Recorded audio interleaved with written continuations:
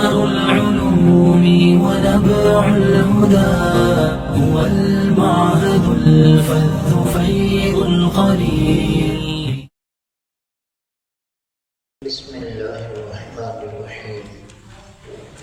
نحمده ونصلي على رسوله الكريم. أما بعد، أعوذ بالله من الشيطان الرجيم. بسم الله الرحمن الرحيم.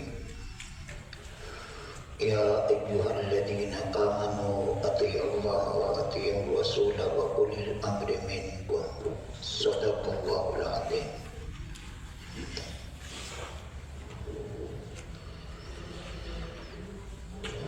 عزیز طلباء، ٹھیک ہیں؟ خیریت سے ہیں؟ حشاش بشاش ہیں؟ مستعد ہیں؟ سستی وستی تو نہیں ہے؟ اچھا، کتنے بیٹھے ہیں طلباء اس وقت؟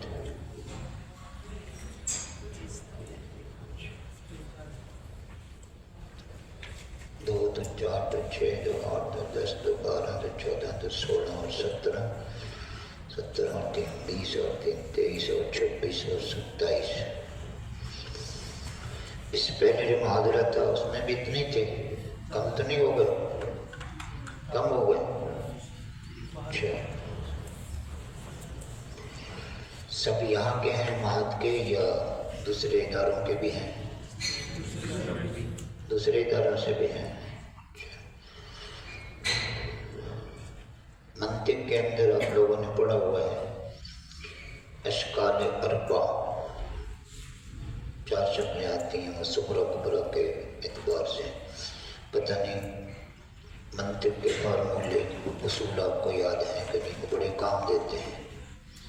تو ہمارے ایک استاد وہ یوں ہی پڑھاتے وقت یہ کہتے تھے کہ میرے سامنے جو ہے کتنی اشکال ہیں. منطقیوں کی تو 4 اشکال ہیں، 4 شکلیں ہیں، لیکن یہاں پر جو ہے 27 28 30 کے قریب اشکال ہیں میرے سامنے اس وقت. تو عزیز طلباء، ماشاءاللہ اللہ پاک نے آپ کو تعلیم کے لیے قبول کیا ہے. آپ نے مختلف مدارس میں پڑھا ہے، مختلف تعلیمی اداروں میں پڑھا ہے. کسی نے اسکول پڑھا ہوتا ہے، کالج میں پڑھا ہوتا ہے، بعد میں پھر مدرسے میں داخلہ لیتا ہے. مختلف تالابوں سے کنووں سے آپ نے پانی پیا. کہیں پانی بہت زیادہ شیریں میٹھا ہوتا ہے اور کہیں جو ہے اس کے اندر دوسرے پانی کی بھی غیر شیریں کی وہ ملاوٹ ہو جاتی ہے. اسی طرح آپ نے مختلف لوگوں سے اخذ علم کیا، اساتذہ سے. تو ہر ایک کا اپنا اسلوب ہوتا ہے، اپنا انداز ہوتا ہے سمجھانے کا، بیان کرنے کا. لیکن سب میں مشترکہ چیز یہ ہوتی ہے کہ علم حاصل کرنے والا وہ علم حاصل کرنے کا مادہ اس کے اندر صلاحیت وہ کتنی ہے. اخذ کی، اخذ کا مطلب ہے کہ استاد سے انہوں نے علم لینا ہے. تو لینا جو ہے یہ بھی ایک فن ہے، یہ بھی انسان کے اندر اللہ پاک نے صلاحیت رکھی ہے. ہر آدمی ہر کام نہیں کر سکتا اور ہر آدمی سارے کام نہیں کر سکتا. کچھ کاموں کے لیے اللہ پاک نے رجال مختص کیے ہیں کہ یہ کام یہ کر سکتا ہے. پنجاب میں ایک مدرسے کے مولوی صاحب تھے، وہ چندہ کیا کرتے تھے. تو چندہ کرنے میں کوئی ان کا ثانی نہیں تھا، چندہ کرنے میں وہ ماہر تھے. تو وہ کہتے تھے کہ چندہ کرنے کا اصول یہ ہے کہ چندہ جو ہے ہر جگہ کرو، ہر جگہ مانگو لوگوں سے. یہ نہیں ہے کہ فلاں شہر میں جائیں گے تو فلاں شہر میں جائیں گے، نہیں، ہر جگہ، چاہے گاؤں دیہات ہے، چاہے شہر ہے، کوئی بڑا شہر ہے، چھوٹا شہر ہے، کہیں بھی ہیں آپ، سفر میں گئے ہوئے ہیں، وہاں بھی آپ چندہ کریں. سعودیہ میں عمرہ کرنے کے لیے گئے ہیں، حج کرنے کے لیے گئے ہیں، وہاں بھی آپ کریں. تو تعلیم پہلی یہ ہے کہ آپ نے ہر جگہ چندہ مانگنا ہے. نمبر 2، چندہ مانگنا ہے اور ہر وقت مانگنا ہے. یہ نہیں کہ رمضان آیا تو رمضان میں لوگوں کا رجحان زیادہ ہوتا ہے تو ہم دیں گے. نہیں، رمضان ہو، شعبان ہو، رجب ہو، محرم ہو، کوئی سا بھی مہینہ ہو. دوسری تعمیم ان کے ہاں یہ تھی کہ چندہ ہر جگہ کرنا ہے اور ہر زمانے میں کرنا ہے، ہر وقت. تو وقت کی بھی تعمیم ہو گئی اور دوسرا جو ہے وہ تعمیم ہو گئی جگہ کی بھی. ہر جگہ کریں اور ہر وقت کریں. تیسری تعمیم یہ تھی کہ جس سے آپ نے چندہ لینا ہے اس میں آپ تخصیص نہ کریں کہ میں نے فلاں لوگوں سے، اس قسم کے لوگوں سے، مالداروں سے، تاجروں سے، سیٹھوں سے نہیں، آپ نے ہر ایک سے چندہ کرنا ہے. امیر ہو، غریب ہو، اس کے اندر کسی میں صلاحیت ہے کہ وہ 1 لاکھ دے دے، آپ کو 1 کروڑ دے دیں. کسی میں صلاحیت ہے وہ آپ کو 100 روپے دے گا، 1000 روپے دے گا، 500 دے گا. تو آپ نے جن سے چندہ لینا ہے ان کی بھی آپ تخصیص نہ کریں، ہر ایک سے مانگیں. چوتھی تعمیم وہ یہ کرتے تھے کہ ہر چیز مانگیں.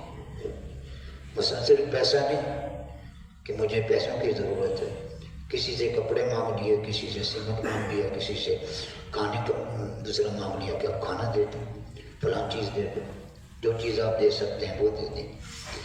اس طرح کی جتنی بھی آپ کے ذہن میں ممکنہ تعمیمات ہو سکتی ہیں وہ آپ کرتے جائیں. تو پھر آپ کیا کریں گے؟ آپ کامیاب جو ہیں، چندہ لینے والے جو ہیں، اس میں آپ کا شمار ہو جائے گا. تو وہ یہ کرتے تھے کہ بھئی اس ادارے کی ضرورت ہے. گاؤں دیہاتوں میں لوگ جو ہیں نقدی کی بجائے، پیسے کی بجائے ان کے پاس اجناس ہوتی ہیں، غلہ ہوتا ہے. کسی کے پاس گندم ہے، کسی کے پاس چنے ہیں، کسی کے پاس جوار ہے، باجرہ ہے، مکئی ہے، یہ وہ. تو وہ گندم زیادہ ہمارے ہاں استعمال ہوتی ہے. تو وہ اعلان کرتے تھے کہ اس ادارے کی ضرورت جو ہے سالانہ اتنے من گندم چاہیے، اتنے بوری گندم چاہیے. لوگ جو ہیں پھر لکھوا دیتے تھے کہ دوسرا میری طرف سے 1 بوری ہے. بوری کے اندر 2 من، 2.5 من. چھوٹی ہوتی ہے بوری تو اس میں 1.5 من بھی ہوتا ہے. عام طور پر 2 من کی بوری ہوتی ہے، 2.5 من کی فل، جس کو آدمی اٹھا لیتا ہے. تو وہ اس نے کہا کہ 100 بوری جو ہے ضرورت ہے ہماری، ہمیں 100 بوری جو ہے وہ سالانہ خرچہ ہے ہمارا طلباء کا. اس لیے گندم کی ضرورت ہے تاکہ پورا سال ایک دفعہ جمع ہو جائے گی سیزن پر. جب گندم کا سیزن آتا ہے، مئی کا مہینہ ہے، اپریل کا ہے، تو اس میں گندم کی کٹائی ہوتی ہے. تو لوگ لکھوا دیتے تھے. اب وہ 100 کی اس نے 100 کا مطالبہ کیا. وہ اتفاق ایسا ہوا کہ 102 بوری ہو گئی. پھر وہ کہتے تھے یہ 102 جو ہے نا، یہ 2 واپس لے لو آپ، یا پھر آپ 110 پوری کرو. پھر لوگ جو ہیں وہ کرنے لگتے تھے. پھر انہوں نے 110 کی بجائے 111 ہو گئی. ایک نے ادھر دوسرا نام لکھوایا، دوسرے دن میں. اب وہ کہتے تھے بھئی یہ میں نے تو 110 کا مطالبہ کیا تھا، اب یہ 1 اوپر جو بوری ہے نا اس کو یا تو واپس لے لو آپ جس نے یہ کیا، یا پھر 120 پوری کرو. تو یوں کرتے کرتے 150 تک 200 تک چلے جاتے ہیں. علم کا اصول بھی یہی ہے. آپ طالب علم ہیں، ہم بھی طالب علم ہیں. ہمارے بڑے حضرات فرماتے تھے کہ انسان طالب علم ہی رہتا ہے. حضرت مولانا قاسم نانوتوی رحمۃ اللہ علیہ کا میں نے مقولہ پڑھا تھا. وہ فرماتے تھے کہ جس طرح ہم علم حاصل کرتے گئے ہماری جہالت کھلتی گئی. ہمیں یہ پتہ چلا کہ ہمیں تو اس چیز کا پتہ ہی نہیں تھا، ہمیں اس چیز کا پتہ نہیں تھا، ہمیں اس چیز کا پتہ نہیں تھا. تو جیسے ہم سائیوال میں پڑھتے تھے، جامعہ رشیدیہ ادارہ تھا، اس میں وہاں کے جو محتمم تھے، ناظم مولانا حبیب اللہ رشیدی تھے. ان کے بڑے بھائی تھے مولانا عبداللہ صاحب. تو وہ چونکہ بڑے بھائی تھے، وہ شیخ الحدیث بھی تھے، شیخ التفسیر بھی تھے، بہت اللہ والے، بہت متقی، بہت سادہ، بے تکلفانہ مزاج تھا.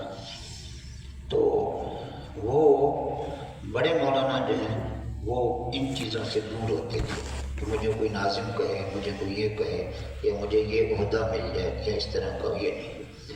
تو بس پڑھاتے تھے. تو ان کو ہم بولتے تھے بڑے مولانا. بڑے مولانا کا مطلب یہ ہے کہ جو مدرسے کے منتظم ہیں، ناظم ہیں، مؤتمم ہیں، مولانا حبیب اللہ، یہ ان کے بڑے بھائی ہیں، تو بڑے مولانا بولتے تھے۔ بڑے مولانا ایک مرتبہ جو ہے بازار سے گزر رہے تھے تو انہوں نے دیکھا جو فریج ٹھیک کرتے ہیں ان کی دکان تھی، الیکٹریشین ہوتے ہیں، مختلف ہنر جانتے ہیں، تو اس پہ وہ فرج کا لفظ لکھا ہوا تھا، وہ انہوں نے دیکھا تو مدرسے میں آئے۔ ایک دوسرے استاد تھے، وہ ان کے شاگرد بھی تھے، علامہ صاحب، علامہ غلام رسول صاحب، ہمارے بھی استاد تھے، ہم نے پڑھا ان سے، کئی کتابیں پڑھی، جلالین ان سے پڑھی تھی، ترجمہ پڑھا تھا، تفسیر پڑھی تھی۔ تو آ کر کہنے لگے علامہ صاحب سے، حضرت جی معاشرہ بہت خراب ہو گیا ہے، لوگوں نے کھلے عام دکانوں کے اوپر جو ہے بے شرمی کی انتہا ہو گئی ہے، فرض لکھنا شروع کر دیا ہے۔ وہ علامہ صاحب سمجھ گئے، پھر علامہ صاحب نے بڑے مولانا کو بتایا کہ حضرت جی نہیں، یہ جو ہے یہ دکان ہے، وہ فرج ریفریجریٹر وغیرہ یہ صحیح کرنے والے، وہ بیچنے والے وہ ہیں، وہ فرج نہیں ہے جو آپ سمجھ رہے ہیں۔ کہنے لگے اچھا، میں تو یہ سمجھا تھا کہ یوں ہے، تو لوگ جو ہیں ایسے۔ تو اب کیا ہوا، بڑے مولانا کے علم میں اضافہ ہو گیا۔ علامہ صاحب جو ہیں وہ شاگرد تھے، علامہ صاحب خود جو ہیں ماشاءاللہ علامہ تھے، وہ علامہ کی ایک ڈگری ہے، گورنمنٹ جو ہے ڈگری دیتی ہے ایک، جو علامہ کا کورس کرتا ہے۔ جس طرح آپ تخصص کر لیتے ہیں تو آپ مفتی بن جاتے ہیں، اگر تخصص فی الفتح ہوتا ہے تو، اگر تخصص فی الحدیث ہے تو آپ محدث بن جاتے ہیں۔ اسی طرح باقی تخصص تاریخ آپ نے کیا تو آپ مورخ بن گئے۔ اسی طرح دوسرا کیا نام ہے، وہ ڈگری تھی علامہ کی، تو انہوں نے وہ کورس کیا ہوا تھا، تو ویسے بھی وہ علامہ تھے، یعنی اسم با مسمہ تھے۔ وہ شاگرد ہیں لیکن بڑے مولانا ان کے استاد بھی تھے، بڑے بھی تھے ہر اعتبار سے، علم میں بھی۔ انہوں نے اپنے شاگرد سے جو ہے وہ کیا ہے، اپنے شاگرد سے یہ بات معلوم کر لی کہ میں نے جو سمجھا تھا مجھے اس کا پتہ نہیں تھا کہ یہ دکان میں بورڈ پر جو ہے وہ کیا لکھا ہوا ہے۔ تو کبھی کبھی شاگرد جو ہوتا ہے وہ بھی اپنے استاد کو علم دیتا ہے۔ امام ترمذی جو ہیں یہ شاگرد ہیں امام بخاری کے اور امام مسلم کے، لیکن امام بخاری امام مسلم نے امام ترمذی سے حدیث بھی لی ہے، تو یہ افادہ اور استفادہ چلتا رہتا ہے، شاگردوں کا آپس میں، استاد شاگرد کا آپس میں، اساتذہ کا آپس میں، یہ سلسلہ جاری اور ساری رہتا ہے۔ ٹھیک ہے، تو علم کا اصول ہمیں یہ معلوم ہوا کہ ہم علم جو ہے دوسروں سے بھی حاصل کرتے ہیں، اور دوسروں کی بجائے ہم کتابوں سے بھی علم حاصل کرتے ہیں، افراد سے بھی علم حاصل کرتے ہیں اور کتابوں سے بھی ہم علم حاصل کرتے ہیں۔ کتابوں سے علم حاصل کرنے کی پھر دو صورتیں ہیں، ایک یہ ہے کہ ہم کسی فرد کے واسطے سے ہم کتابوں سے علم حاصل کریں، اور ایک یہ ہے کہ بدون کسی واسطہ کے ہم کتابوں سے علم حاصل کریں۔ تو اب میرے سامنے جتنے بھی لڑکے بیٹھے ہیں، 27 28 30 جتنے بھی ہیں، یہ 30 اشکال ہیں ایک طرح کے، ہر ایک کا مزاج مختلف ہوگا۔ آپ اساتذہ سے علم حاصل کرنا زیادہ آپ کو اچھا لگتا ہے، پسند ہے، یا کتابوں سے آپ کو علم حاصل کرنا زیادہ اچھا اور پسند ہے، یہ بتائیے گا۔ اساتذہ سے، تو پھر آپ دنیا میں گھومتے پھرتے رہیں، کبھی ادھر چلے گئے کبھی ادھر چلے گئے، پھر آپ نے کیوں اپنے آپ کو پابندیوں میں جکڑا ہوا ہے کہ آپ نے مدرسے میں داخلہ لیا؟ وہ تو کتابوں سے پڑھاتے ہیں، اساتذہ جو ہیں وہ تو کتابوں سے پڑھاتے ہیں، آپ تو کتابیں پڑھتے ہیں۔ امتحان کس چیز کا ہوتا ہے؟ کتابوں کا ہوتا ہے۔ آپ نے جلالین کا امتحان دیا، آپ نے مشکات کا امتحان دیا، یا آپ نے دورے میں جو ہے مختلف کتب کا جو ہے امتحان دیا، صحیح بخاری کا، صحیح مسلم کا، ادھر کہہ رہے ہیں آپ ہم اساتذہ سے حاصل کرتے ہیں، پڑھتے ہیں آپ کتابیں ہیں، یہ واسطہ ہے۔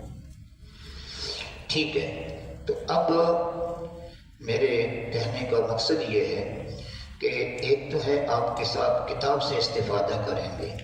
ہم نے آج کے اس محاضرہ میں صحاح ستہ جو ہیں ان سے کس طریقے پر استفادہ کیا جائے، اس سے ہم کس طرح جو ہے وہ فائدہ اٹھا سکتے ہیں، کس طرح ہم اپنے علم کے اندر اضافہ کر سکتے ہیں، یہ ہم نے اس کے اندر جو ہے وہ سننا ہے اور سنانا ہے. یہی بات ہے نا. اب ایک یہ ہے کہ آپ نے کتاب اٹھائی اور کتاب پڑھی، آپ نے پڑھنا شروع کر دیا، کتاب کھولی تو آپ نے شروع میں اس میں دیکھا کتاب کا نام کیا ہے، مصنف کون ہے، کہاں کی چھپی ہوئی ہے، کس موضوع سے متعلق جو ہے یہ کتاب ہے. آپ اس کو ضرور، طالب علم جس کو علم سے تھوڑی بہت ہی مناسبت ہوگی وہ کتاب کو ضرور اٹھائے گا. میں نے اسکول میں، کالج میں نہیں پڑھا، ڈگریاں میرے پاس الحمدللہ ہیں. تو پرائمری تک جو ہے اسکول میں پڑھا تھا، پھر اس کے بعد ہم مدرسے میں آ گئے، پھر مدرسے میں پڑھتے رہے. پوری زندگی مدرسہ ہی اوڑھنا بچھونا رہا، اور یہی خواہش ہے کہ مدرسے میں ہی آخری دم تک جو ہے پڑھتے پڑھاتے رہے. لیکن درمیان میں جو ہے میں پڑھا بھی رہا تھا تو مجھے ایک شوق تھا بی ایڈ کا، تو میں نے کالج میں داخلہ لیا. وہ 6-8 مہینے پڑھائی ہوتی تھی لیکن اس میں جانا پڑتا تھا، اس میں حاضری بہت لازمی تھی. ہر پرچے میں 100 نمبر میں سے 10 نمبر حاضری کے تھے، اور اس میں جو ہے 10 پرچے ہوتے تھے. 10 پرچے تو وہ تھے کتاب کے، 2 جو ہیں وہ پریکٹیکل تھے، اسائنمنٹ ہوتے تھے. اس کے تو 12 پرچے ہوتے تھے. 1200 میں سے آپ سمجھ لیجیے 120 نمبر حاضری پہ تھے. 120 نمبر 1200 میں سے، باقی 1080 نمبر جو ہیں وہ 980 نمبر یہ جو ہیں کتاب کے تھے. کتاب میں امتحان ہوگا تو اس میں آپ نے، تو اس لیے وہ سب جاتے تھے. ان دنوں حالات بھی ایسے تھے کراچی کے، آئے دن کرفیو لگتا تھا، ہنگامے ہوتے تھے، فائرنگ ہوتی تھی، یہ تھا وہ تھا، لیکن سب جاتے تھے. ہمارے ایک استاد تھے، وہ سائیکولوجی پڑھاتے تھے، ہمیں نفسیات پڑھاتے تھے. انہوں نے ایک طریقہ بتایا تھا کہ کتاب پڑھنے کا اور کتاب پڑھانے کا طریقہ جو ہے یہ ہے. آپ مثال کے طور پر اپنے بیٹے کو، اپنی بیٹی کو، یا گھر میں اپنی بیوی کو، بہن کو، یا کسی کو بھی گھر میں آپ ایک کتاب پڑھانا چاہتے ہیں. اگر آپ اس سے کہیں کہ اپنے بیٹے بیٹی سے، بھائی بہن سے، یا کوئی بھی کر کے افراد ہیں، ان سے کہیں گے کہ یہ کتاب پڑھنا، تو کبھی نہیں پڑھے گا، وہ نہیں پڑھے گا.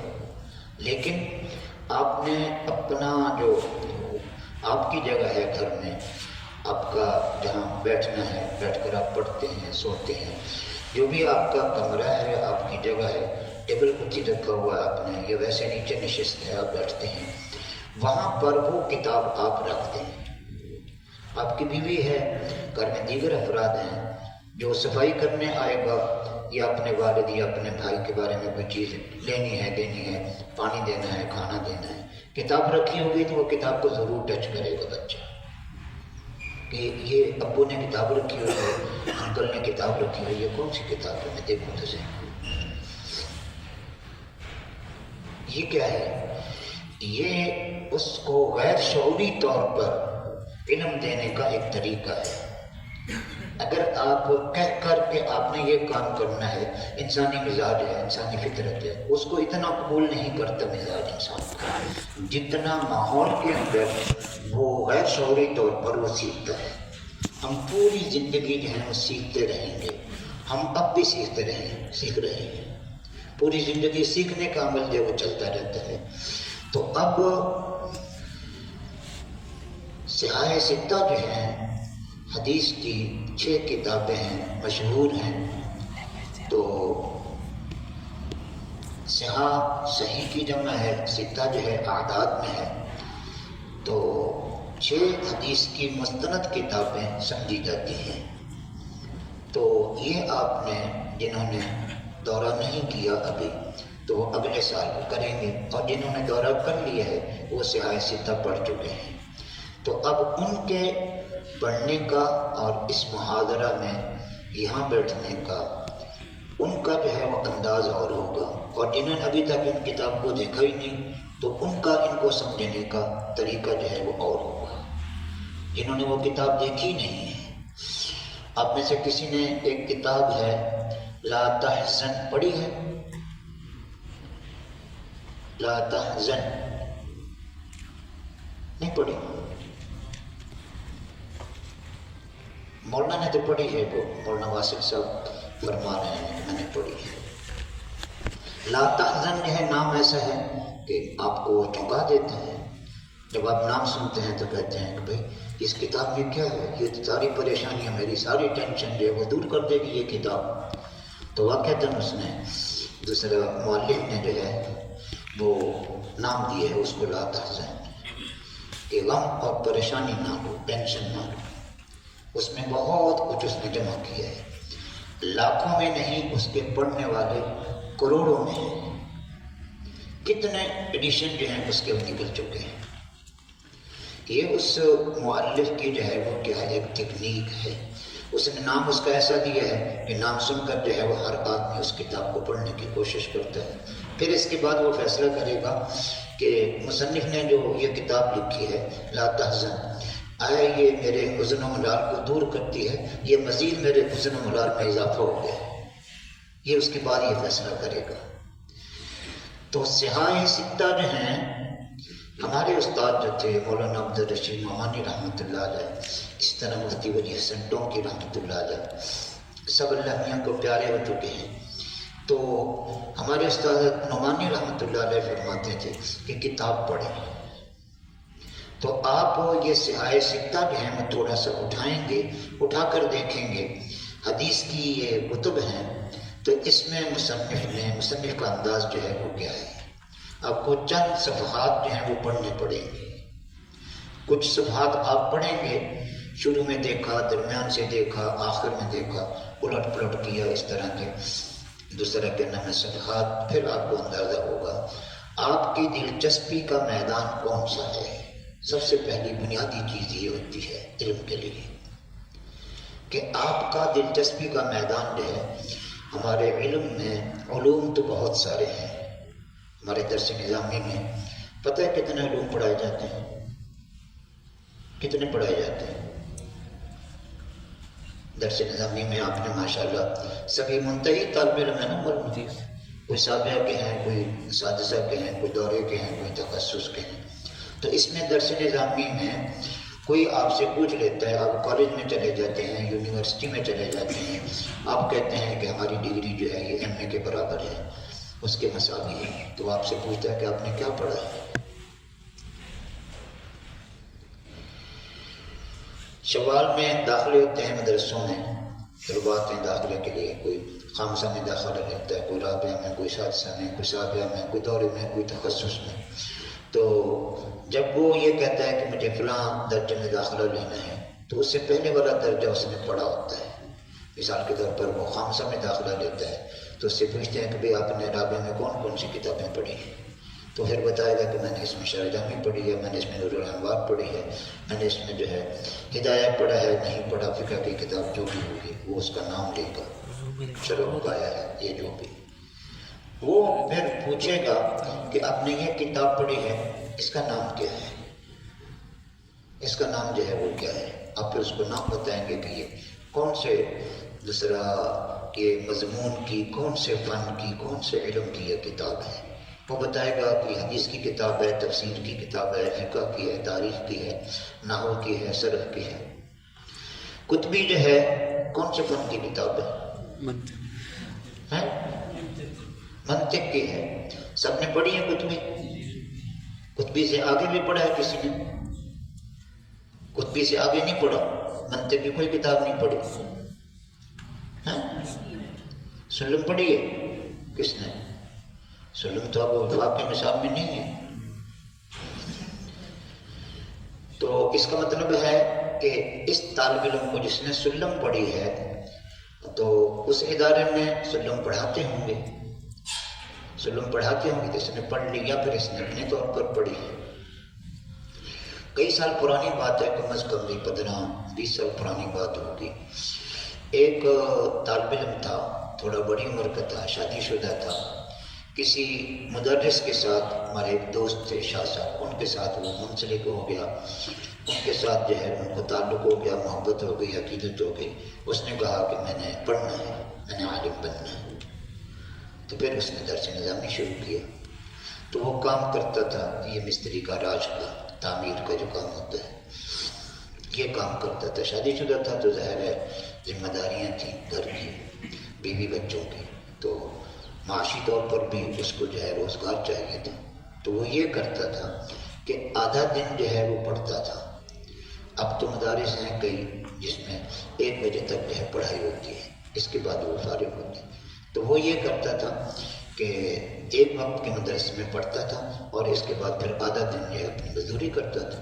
کہیں بھی اس نے کام لے لیا، پھر اپنی مرضی سے وہ کام کیا، تاکہ میرا یہ معاشی مسئلہ جو ہے یہ بھی اس میں مجھے پریشانی نہ ہو، یہ بھی ہو جائے، اور ساتھ میں علم بھی حاصل کرتا رہوں۔ سردی کے موسم میں، جیسے ابھی سردی کا موسم ہے، ابھی تو جنوری کا مہینہ ہے، دسمبر جنوری، یہ سردی کا، سائیکل پر لیاقت آباد سے لالو کھیت سے وہ کافیاں پڑھنے کے لیے میرے پاس آیا کرتا تھا، سائیکل پہ، سردی کے موسم، عشاء کے بعد رات کو۔ میں نے کہا تھا میں مغرب کے بعد بھی فارغ ہوتا ہوں، عشاء کے بعد بھی فارغ ہوتا ہوں، تو آپ آ جائیں، اہلا و سہلا مرحبا۔ وہ آتا تھا۔ یہ کیا ہے؟ یہ علم کا شوق ہے۔ جب شوق ہوتا ہے تو شوق کی کوئی قیمت نہیں ہوتی، آدمی اپنے شوق کو جو ہے وہ کیا ہے پورا کرتا ہے۔ تو وہ پڑھتا تھا ماشاءاللہ، اب فارغ بھی ہو گیا، پھر اس نے تقصد بھی کر لیا، اب مدرسہ بنایا ہوا ہے اور اپنی جگہ پر جو ہے وہ مفتی بھی ہے، وہ محتمم بھی ہے، یہ ہے وہ ہے۔ تو کہنے کا مقصد یہ ہے کہ اصل چیز آپ کی جستجو، آپ کی توجہ، آپ کی دلچسپی، آپ کا شوق، آپ کی رغبت، وہ آپ کو علم میں لے جائے گی۔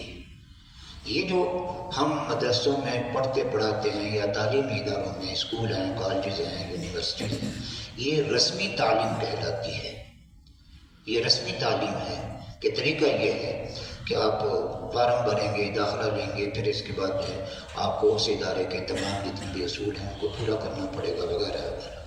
لیکن علم جو ہے وہ اس کا تقاضا نہیں کرتا۔ علم تو علم ہے، جہاں سے بھی اس کو طالب علم کو، جو علم کا طالب ہے، تو اس کو جہاں سے بھی علم ملے گا تو وہ اس کو لینے کی کوشش کرے گا۔ آپ گھر میں ہیں، یہ تو رسمی تعلیم ہے، یہاں تو آپ نے وہ نصاب مکمل کرنا ہے جو وفاق کی طرف سے یا ادارے کی طرف سے نصاب مقرر کیا گیا ہے، وہ اپنے پورا کرنا ہے۔ لیکن اصل جو ہے آپ کا 24 گھنٹے وہ پڑھنے پڑھانے میں، اس میں آپ کے گزرنے چاہیے۔ اصل یہ ہے آپ کی دلچسپی اور آپ کی رغبت۔ پہلے یہ نظام نہیں تھا مدارس والا۔ پہلے کیا ہوتا تھا، کہیں بھی کوئی عالم ہے تو لوگ اس کے پاس جو ہے وہ چلے جاتے تھے۔ ان محدثین کو ہم دیکھتے ہیں، فقہاء کو دیکھتے ہیں کہ ایک محدث کے پاس جو ہے لاکھوں کا مجمع ہوتا تھا، لاکھوں کا مجمع ہوتا تھا، لوگ دور دراز سے آتے تھے، وہ سچی طلب لے کر آتے تھے، اس لیے ان کے علم کے اندر برکت تھی۔ آج جو ہے اس کو مجبوری سمجھا جاتا ہے کہ میرے والد کی خواہش یہ ہے، میرے گھر والوں کی خواہش یہ ہے، فلاں کی خواہش جو ہے وہ یہ ہے۔ یہ نہیں، آپ کی ذاتی دلچسپی، رغبت اور شوق ہونا چاہیے، تو اس کے لیے تیار ہیں۔ تو اب میں بتاؤں کہ دوسرا سیاہ سکتہ سے آپ کس طرح استفادہ کریں گے، یا آپ خود جو ہے سیاہ سکتہ کو تھوڑا سا ٹچ کریں، کتاب کو دیکھیں آپ، پھر اس سے اندازہ لگائیں کہ یہ کتاب جو ہے اس سے میں کس طرح استفادہ کر سکتا ہوں، اس میں سے کون سا طریقہ آپ کو زیادہ پسند ہے۔ آپ کے سامنے ہم سیاسی لا کے رکھ دیتے ہیں اور کہہ دیتے ہیں کہ آپ ان کو پڑھیں، تو آپ کو اس سے استفادہ ہو جائے گا، آپ کو دوسرا کہنا آپ کے علم میں اضافہ ہو جائے گا۔ آپ کہیں گے کہ بخاری جو ہے، امام بخاری کی کتاب جو ہے، اس سے اس کو پڑھنے کا طریقہ جو ہے وہ یہ ہے، اگر اس سے استفادہ کرنا ہے، سمجھنا ہے، اس کو سمجھانا ہے، تو اس کا طریقہ جو ہے وہ یہ ہے۔ یہ تصنیف نہیں ہے، یہ تالیف ہے۔ امام بخاری اسی طرح دیگر محدثین جو ہیں اصحاب سعائے ستہ، انہوں نے کیا کیا ہے؟ انہوں نے احادیث کو جمع کیا ہے، انہوں نے احادیث کو جمع کیا ہے اپنے اپنے ذوق کے مطابق۔ میں یونیورسٹی میں ایک دن پڑھا رہا تھا تو عربی ادب پڑھنے والے طلباء جو ہوتے ہیں، ظاہر ہے کہ ادب کے دو حصے ہوتے ہیں، بڑے بڑے دو شعبے ہیں، ایک نثر اور ایک نظم۔ فارسی پڑھی آپ لوگوں نے؟ کتنی؟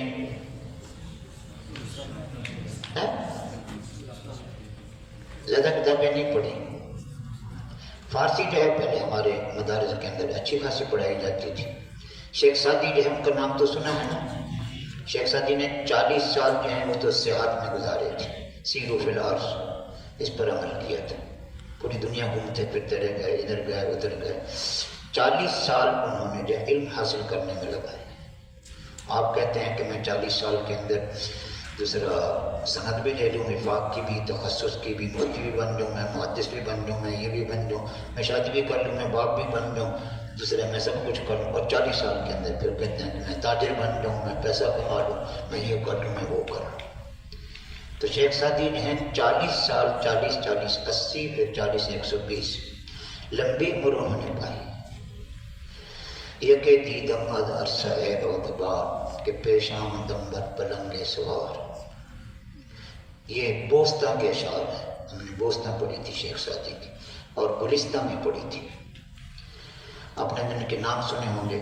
یہ بوستہ ہم نے پوری نہیں پڑھی تھی، کچھ حصہ اس کا پڑھایا تھا، اشعار میں ہے۔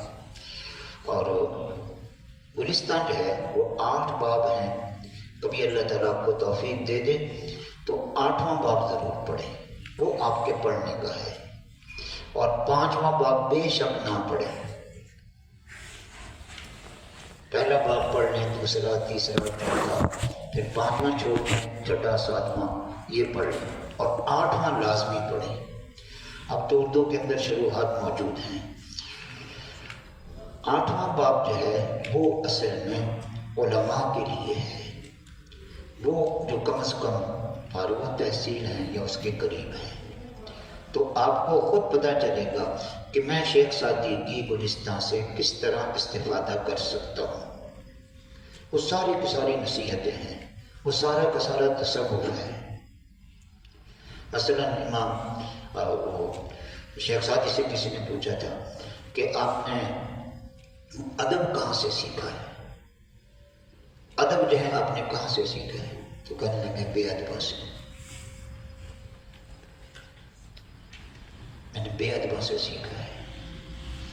اب اس کو سمجھنے کے لیے ہمیں پھر جو ہے وہ تجربے کی ضرورت ہوتی ہے، معاونت کی ضرورت ہوتی ہے۔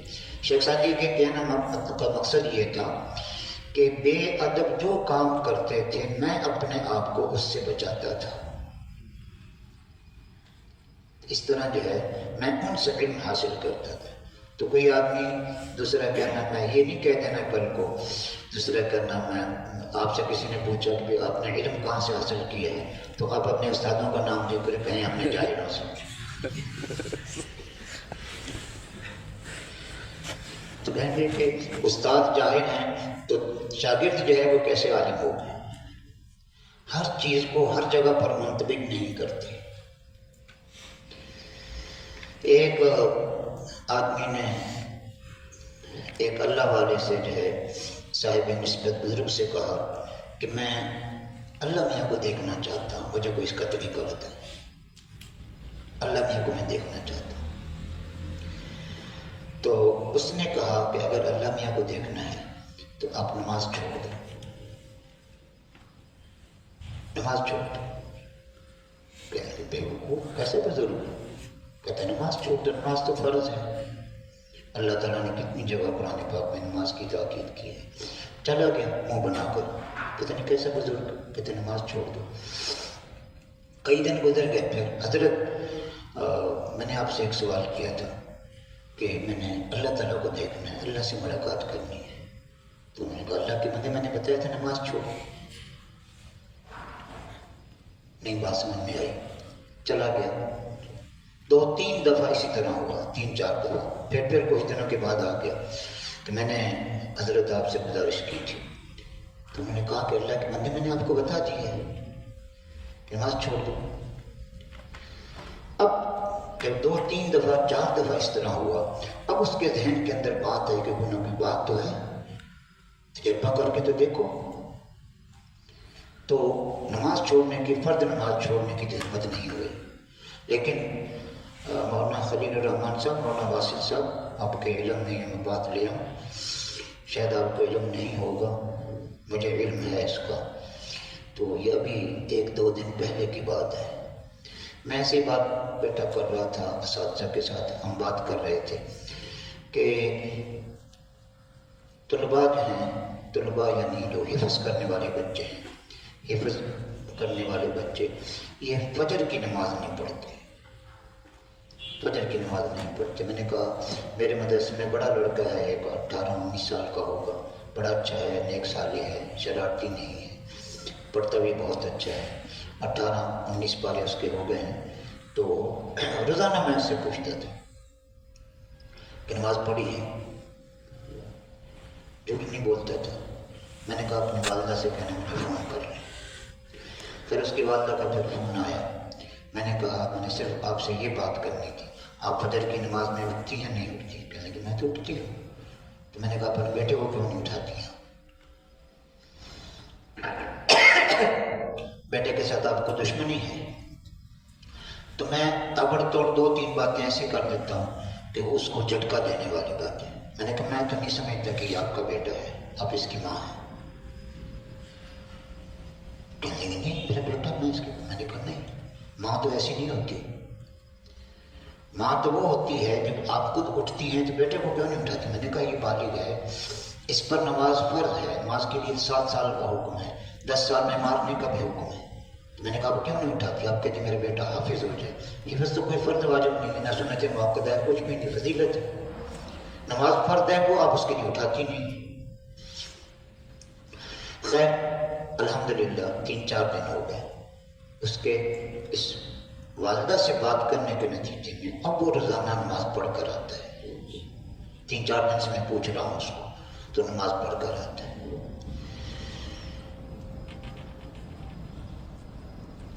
تو ہم بیٹھے ہوئے تھے، ایک استاد جو ہیں بڑے اساتذہ میں ہیں ہمارے مہد کے، مجھے کہنے لگے یہ کیا بات آپ کر رہے ہیں، ہمارے دوسرا صحابیہ کی طالب علم نماز نہیں پڑھتی۔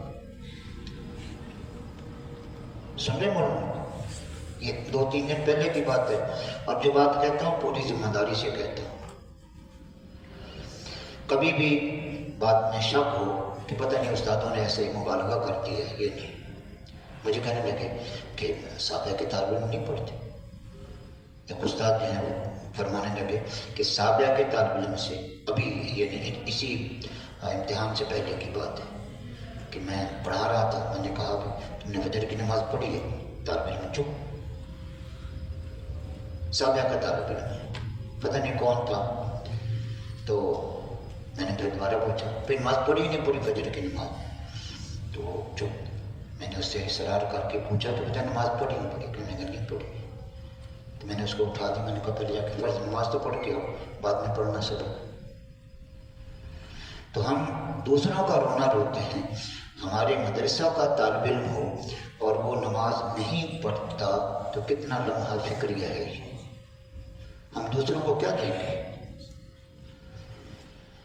تو پہلے تو ہمارے فرائض ہیں، ہم نے اپنے آپ کو دوسروں کے لیے اسوہ بننا ہے۔ میں کئی دفعہ ایسا ہوتا، میں نے کالج میں پڑھایا 10 سال، ایک دن ایک استاد جو ہے وہ کہنے لگا کہ آپ کہتے ہیں کہ مدرسے کے طلباء یوں ہوتے ہیں ہوتے ہیں، تو کیا فرق ہے مدرسے کے طلباء میں اور کالج کے طلباء میں؟ کیا فرق ہے؟ کیا ان کو دوسرا کیا نام ہے پڑھ لگے ہوئے ہیں؟ وہ بھی نماز پڑھتے ہیں، یہ بھی نماز پڑھتے ہیں، جھوٹ بولنے کو یہ بھی بول لیتے ہیں، وہ بھی بول لیتے ہیں، پھر کیا فرق ہے؟ پھر آپ کیوں تعریف کرتے رہتے ہیں دوسرا کا نام مدارس کے طلباء کی؟ تو حقیقت جو ہے وہ تو ہمیں معلوم ہے نا کہ ہم کتنے پانی میں، اگر وہ بھی نماز نہیں پڑھتے تو ہمارے طلباء بھی نماز نہیں پڑھتے تو ہم نے اس میں فرق کیا ہوگا؟ نحن و ہم سوا، ہم تو برابر ہو گئے۔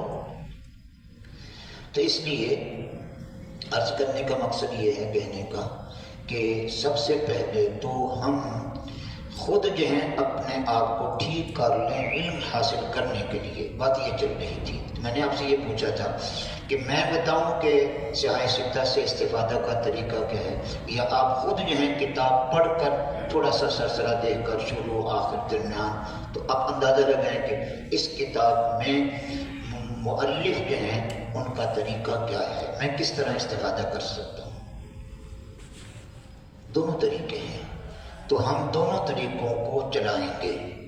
استاد بھی آپ کی رہنمائی کریں گے، ہم آپ کی رہنمائی کریں گے، لیکن اصل علم جو ہے وہ ہوگا جب آپ یہ کتابیں پڑھیں گے تو پھر آپ کو پتہ چلے گا کہ اس سے استفادہ کا طریقہ کیا ہے.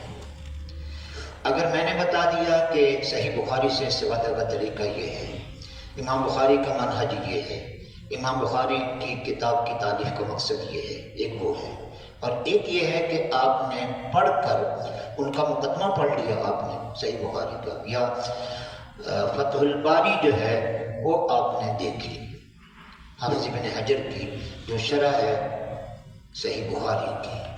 تو وہ ہمارے استاد مفتی ولی سنٹوں کے رحمۃ اللہ علیہ فرمایا کرتے تھے، جو بخاری کی تدریس کرتا ہے تو وہ فتح الباری سے مستغنی نہیں ہو سکتا. میں سنا یہ رہا تھا کہ طلباء میں اور اسی طرح اساتذہ میں مختلف مزاج ہوتے ہیں، مختلف صلاحیتیں ہوتی ہیں.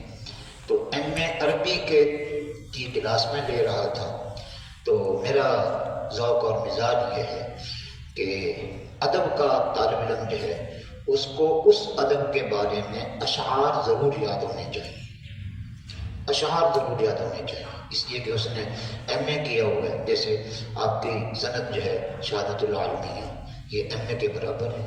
ایم اے عربی یا ایم اے اسلامیات، ان دونوں کے مساوی ہے. کہتا ہے کہ آپ کے پاس شہادت العالمیہ ہے نا، تو اس کا مطلب ہے کہ آپ کے پاس ایم اے کی ڈگری ہے. اچھا مجھے کوئی شعر سنا دیں، اور آپ جو ہے پھر دیکھنے لگ جاتے ہیں مائیں معیشیں، ایک شعر بھی یاد نہیں ہے آپ کو، تو وہ کیا کہے گا کہ ایم اے کی سند جو ہے اس کے پاس موجود ہے لیکن ایک بھی شعر یاد نہیں، نہ حماسہ کا یاد ہے، نہ متنبی کا یاد ہے، نہ سبا والوں کا میسج ہے. کہ آپ میں سے کسی کو یاد ہے؟ شاباش، ایک ہاتھ کھڑا ہو رہا ہے. بولو کتنے اشعار یاد ہیں؟ اچھا، کھانا کھاتے ہیں تو تھوڑا سا کھاتے ہیں یا پورا؟ لیکن وہ طالب علم مدرسے کا تھا، مدرسے میں پڑھا ہوا تھا، تو میں نے یہی سوال کیا. تو وہ طالب علم کہنے لگا استاد جی مجھے تو سینکڑوں اشعار یاد ہیں، سینکڑوں اشعار یاد ہیں. اور پھر اس نے سنائے مجھے، کہنے کہ میرے اپنے اشعار ہیں. تو آپ کی یہ صلاحیت جو ہے وہ آپ کے ساتھ ہے،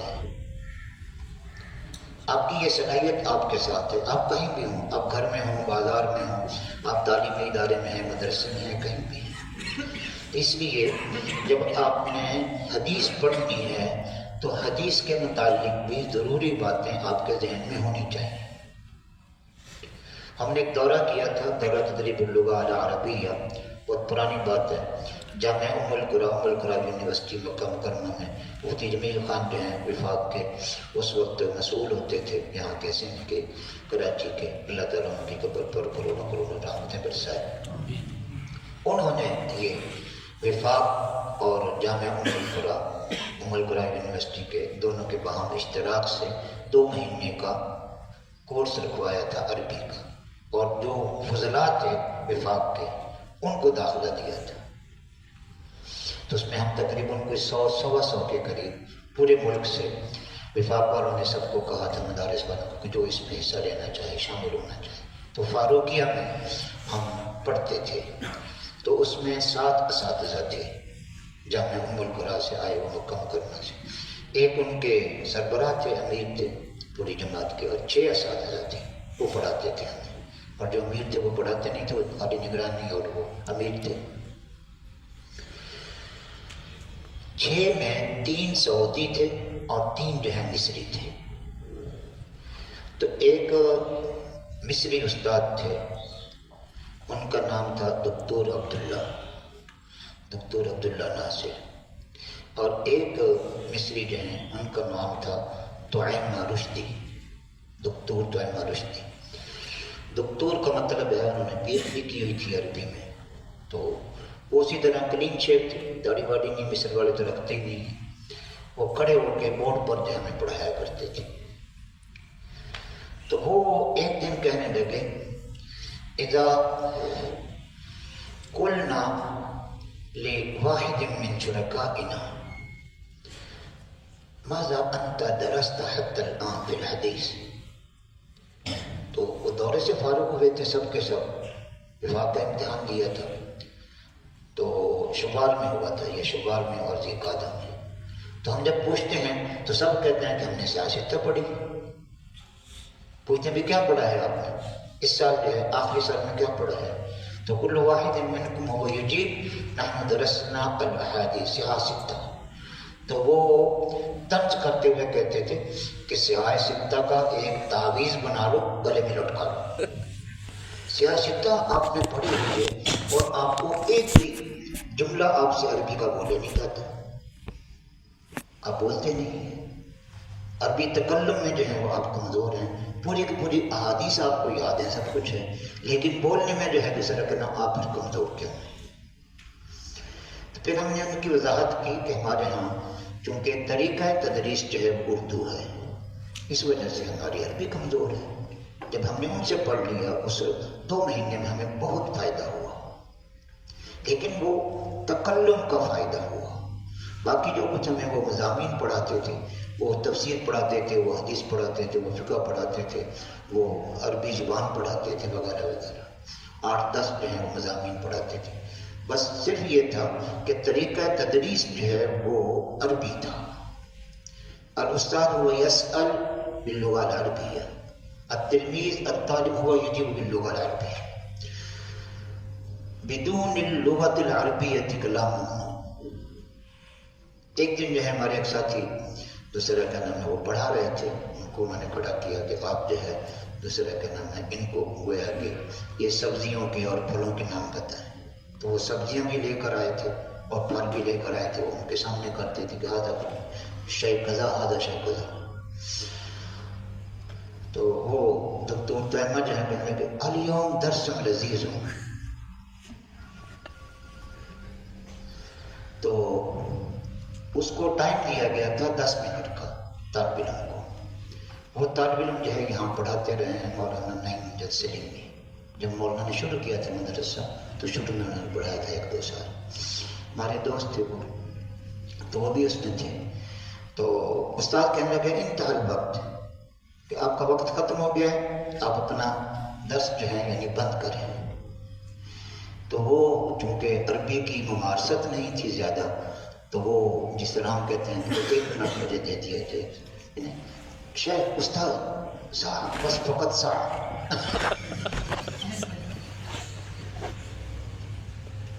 اگر صاحب انت تريد الساعة مزید، تمہیں 1 گھنٹہ اور چاہیے. ہم نے تو آپ کو جو ہے 10 دفعہ، ہم نے آپ کو 10 منٹ دیے تھے، آپ 1 گھنٹہ مزید لینا چاہتے.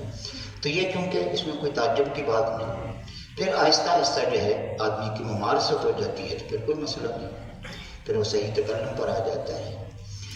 تو اب ہم نے دیکھنا یہ ہے کہ صحاح ستہ جو ہیں ہمارے سامنے حدیث کی 6 کتابیں ہیں. صحیح بخاری ہے، صحیح مسلم ہے، سنن ابی داؤد ہے، جامع ترمذی ہے، سنن نسائی ہے اور سنن ابن ماجہ ہے. ایک سانس میں حدیث کی ان 6 کتابوں کا کون طالب علم ہے جو مجھے نام سنا دے خالی ہے کوئی؟ الیس منکم طالب الرشید.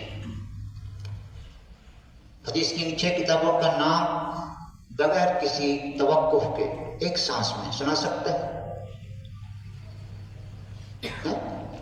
دورے کے فارغ کسی نہیں ہے، سال کے دورے والے نہیں ہیں، کوئی دورے والے نہیں ہیں، مشکات والے ہیں، میں نے سنا دیے ہیں. صحیح بخاری ہے، صحیح مسلم، سنن ابی داؤد، جامع ترمذی، سنن نسائی، ابن ماجہ.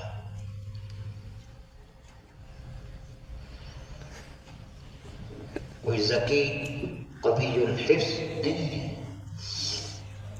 تو یہ محدثین جو تھے ان کا کمال یہی تھا، انہوں نے لاکھوں احادیث جو ہیں ان کو یاد تھی، لاکھوں احادیث، پھر لاکھوں احادیث میں سے انہوں نے ہزاروں احادیث جو ہیں منتخب کی اور وہ لوگوں کے سامنے ایک مجموعہ جو ہے وہ پیش کر دیا ہے۔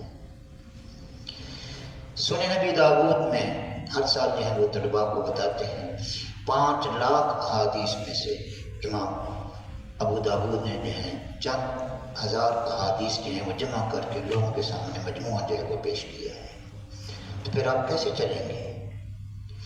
یہ 6 کتابیں جو ہیں یہ صحاح کہلاتی ہیں، صحیح ہیں، جس کا مطلب یہ ہے کہ اس میں اکثر احادیث جو ہیں 90% کا ہے، 90% سے زیادہ وہ صحیح ہے۔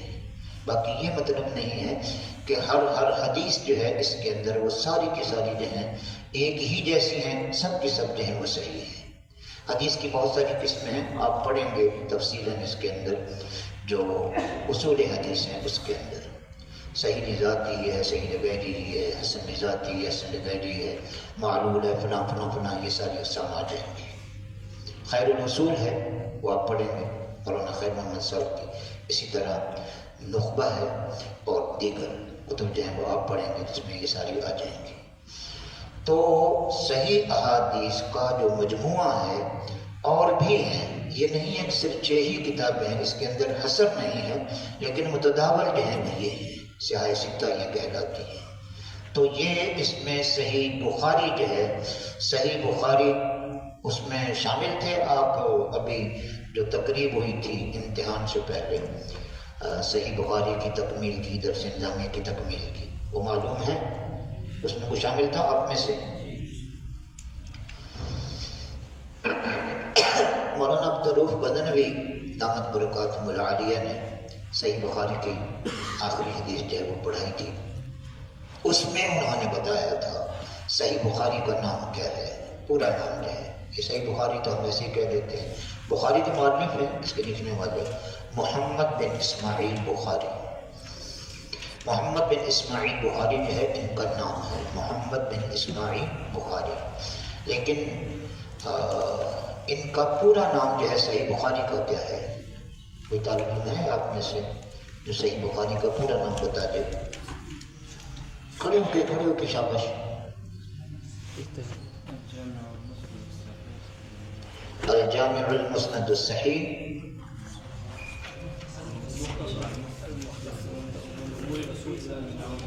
المتصل من حدیث رسول اللہ صلی اللہ علیہ وسلم و سننہ و ایامہ، یہ ہے اس کا پورا نام۔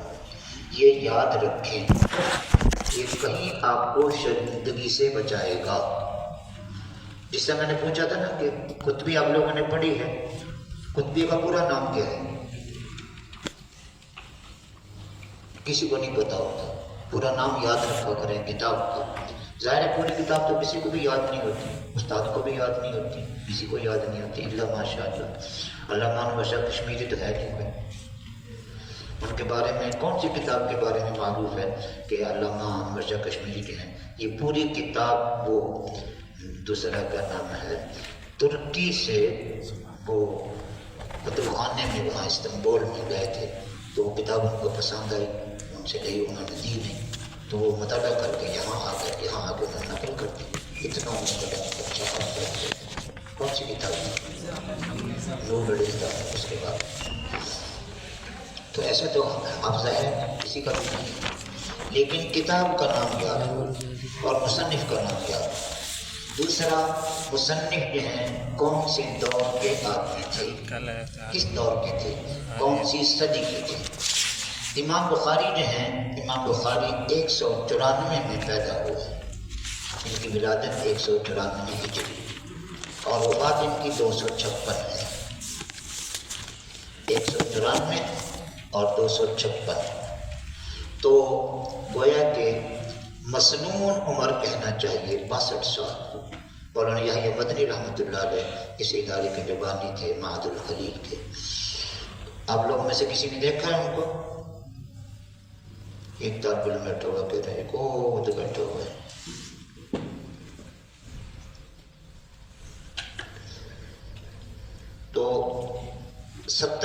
سے زائد عمر میں ان کا انتقال ہوا 2013 میں. تو اکثر بیشتر دوسرا کا نام ہے وہ 63 سال کے بعد وہ کہتے تھے کہ میں مسنون عمر پوری کر چکا ہوں، اب میں ڈھونگے میں جی رہا ہوں، ایسے بس زائد ہے. اللہ تعالیٰ نے یہ عمر دے رکھی ہے. مسنون عمر جو ہے 63 سال ہے.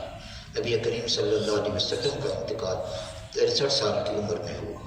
سلاسل سے تو امام بخاری جو ہیں ان کی بھی مسنون عمر ہے 62 سال بنتے. تو 194 اور 256. تو کون سی صدی کے آدمی ہوئے؟ دوسری صدی کے. تو کتاب کے بارے میں اتنا معلوم ہوا کہ کتاب کا پورا نام کیا ہے. قطبی جو ہے اس کا پورا نام تحریر القواعد المنطقیہ فی شرح الرسالۃ الشمسیہ. رسالہ شمسیہ جو ہے اس کی شرح ہے یہ تحریر القواعد المنطقیہ فی شرح الرسالۃ الشمسیہ. ایک طالب علم سے میں نے کئی سال پہلے داخلے کے لیے آیا تھا. میں نے پوچھا، میں نے کہا کون سی کتابیں پڑھی؟ اس نے کہا یہ قطبی. میں نے کہا قطبی کا نام کیا ہے؟ تو کہنے لگا قطبی. میں نے کہا نہیں پورا نام بتا. کہنے لگا بالقطبی. تو وہ اس کو بیچارے کو موالتہ یہاں سے ہوا کہ اس پہ لکھا ہوتا ہے تحریر القواعد المنطقیہ فی شرح رسالۃ الشمسیہ المعروف بالقطبی، تو قطبی کے نام سے مشہور ہے. تو وہ مکمل نام یہ سمجھا کہ میں نے بات چھوڑ دی ہے، تو اس لیے پھر وہ کرنے کا بالقطبی. تو نام کتاب کا یاد ہو، ٹھیک ہے. تو صحیح بخاری کا پورا نام یاد کر لیں. کوئی بھی اگر کہتا ہے کہ میں نے بخاری پڑھی ہے اور وہ کہہ دیتا ہے، یہ کالج والے یونیورسٹیز والے جو ہیں وہ آپ کا مذاق اڑاتے ہیں. کہتے ہیں یہ سیاستہ پڑھ کر آیا ہے نا، اچھا بتاؤ صحیح بخاری کا نام کیا ہے. تو آپ بتائیں گے تو کبھی بھی پھر آئندہ آپ سے وہ سوال نہیں کرے گا. جو ضروری چیزیں ہیں، جو کچھ آپ نے پڑھا ہے، ضروری معلومات جو ہیں وہ آپ کے پاس بھرپور ہونی چاہیے تاکہ مدارس کا جو ایک وقار ہے وہ باقی رہے. ورنہ وہ کہیں گے کہ ان کے یہاں ایسے پڑھاتے ہیں، طالب علم کو تو دوسرا کا نام ہے، کتاب کا نام بھی یاد نہیں. ہمارے نعمانی رحمۃ اللہ علیہ نے ایک واقعہ سنایا تھا کہ کراچی یونیورسٹی میں ان کو عربی ترجمان چاہیے تھا. تو انہوں نے ایک اشتہار دیا تو بہت سارے لوگوں نے جو ہے مدارس کے فضلاء نے اس میں درخواست دے دی کہ ہمیں ابھی تو آتی ہے کہ ہم جو ہے عربی سے اردو میں ترجمہ اور اردو سے عربی میں ترجمہ، یہ تھا اس کا ذمہ داری. تو وہ فرمانے لگے کہ یونیورسٹی والوں نے میرے ذمہ لگا دیا انٹرویو لینا کہ اتنی درخواستیں آئی ہیں، آپ اس میں سے جو اہل آدمی ہے اس کا انتخاب کر کے ہمیں دے دیں. تو کہنے لگے ایک مولوی صاحب جو ہیں وہ آئے. میں نے اس سے کہا کہ آپ کے پاس سند کون سی؟ اس نے کہا درس نظامی کی ہے. میں نے کہا سند کہاں؟ سند اس کے پاس تھی. میں نے کہا اپنی سند ساری پوری پڑھ دو، بس تمہارا انٹرویو یہ ہے. وفاق کی سند تو ہے نا آپ لوگوں کے پاس، ثانویہ عامہ کی بھی ہے، خاصہ کی بھی ہے، عالیہ کی ہے، عالمیہ کی ہے. تو وہ سند بھی آپ کو آنی چاہیے کہ اس میں کیا لکھا ہوا ہے. اس کے آپ اعراب صحیح پڑھیں. اس کے اعراب صحیح پڑھیں گے تو آپ کی صلاحیت ہے وہ خود بخود دوسرے کے سامنے آ جائے گی. پھر اس کو مزید کسی سوال کرنے کی گنجائش کی وہ اس کو ضرورت محسوس نہیں ہوگی. تو کتاب کا نام یاد ہو. صحیح بخاری، امام بخاری جو ہے ان کا پورا نام، اور یہ 194 256 دوسری صدی کے آدمی ہیں. 194 اس کا مطلب یہ ہے کہ پہلی صدی ختم ہونے میں صرف 6 سال باقی تھے. تو 6 سال کا بچہ جو ہے وہ تو اتنی اس کی تعلیم. لیکن امام بخاری جو تھے، امام بخاری اللہ پاک جن سے کام لیتا ہے اور جن کے اندر صلاحیت ہوتی ہے پھر اللہ تعالیٰ اس کے لیے اسباب بنا دیتے ہیں. ایک آدمی کا کہنا یہ ہے ایک عالم کا کہ جب آدمی کوئی کام کرنا چاہتا ہے، ارادہ کر لیتا ہے، پکا ارادہ کر لیتا ہے، جس کو عزم کہتے ہیں، فَإِذَا عَزَمْتَ فَتَوَكَّلْ عَلَى اللَّهِ، یہ آپ نے پڑھا ہوا ہے. ارادہ جو ہوتا ہے اس کو ہم بھی کہتے ہیں، اس کو قصد بھی کہتے ہیں، اس کو ارادہ بھی کہتے ہیں، اس کو عزم بھی. عزم آخری درجہ ہے کسی بھی چیز کا. پکا ارادہ کر لیا کہ میں نے عالم بننا ہے، پکا ارادہ کر لیا کہ میں نے حدیث کو اچھی طرح پڑھنا ہے، تو پوری کائنات کو اللہ پاک اس آدمی کو اس ارادے کے پورا کرنے میں مصروف کر دیتا ہے، اسباب بننے شروع ہو جاتے ہیں۔ تو عزم شرط ہے، پہلے ارادہ تو کرے، فَإِذَا عَزَمْتَ فَتَوَكَّلْ عَلَى اللَّهِ، جب آپ نے عزم کر لیا ہے، پکا ارادہ کر لیا ہے، بس اللہ پہ توکل کیجیے، پھر اللہ تعالیٰ آپ کے لیے اسباب بنائے گا۔ تو آپ نے حدیث پڑھنی ہے تو صحیح بخاری، امام بخاری کا نام یاد ہونا چاہیے، بخارا کے رہنے والے، اور ان کا کون سی صدی کے آدمی تھے۔ سن ولادت کبھی یاد نہیں رہتا کہ وہ 194 تھا، 192 تھا، کون سا تھا، کوئی بات نہیں، اگر یاد رہ گیا تو بڑی اچھی بات ہے۔ لیکن دوسری صدی ہے، اس لیے کہ پہلی صدی کے اندر تو صحابہ کرام بھی موجود تھے، وہ ہستیاں موجود تھیں جنہوں نے براہ راست اللہ کے نبی صلی اللہ علیہ وسلم سے اخذ علم کیا، صحابہ صفہ تھے، دیگر تھے، پھر آہستہ آہستہ جو ہے وہ صحابہ کرام اس دنیا سے جاتے گئے۔ دوسری صدی کے ابتدا تھا۔ پھر اس کے بعد اس لیے ضرورت محسوس ہوئی کہ نبی کریم صلی اللہ علیہ وسلم کی باتیں، آپ کے اقوال، آپ کے وہ اعمال، آپ کی وہ تقاریر جو حدیث ہم پڑھتے ہیں کہ قول رسول، فعل رسول اور تقریر رسول، اب ان کو محفوظ کر لیا جائے۔ پھر اس طرح توجہ ہوئی۔ پھر اس میں یہ تھا کہ مرور زمانہ کے ساتھ ساتھ فتنے جو ہیں مسائل اٹھاتے ہیں، لوگوں نے احادیث جو ہیں وہ گھڑنی شروع کر دی،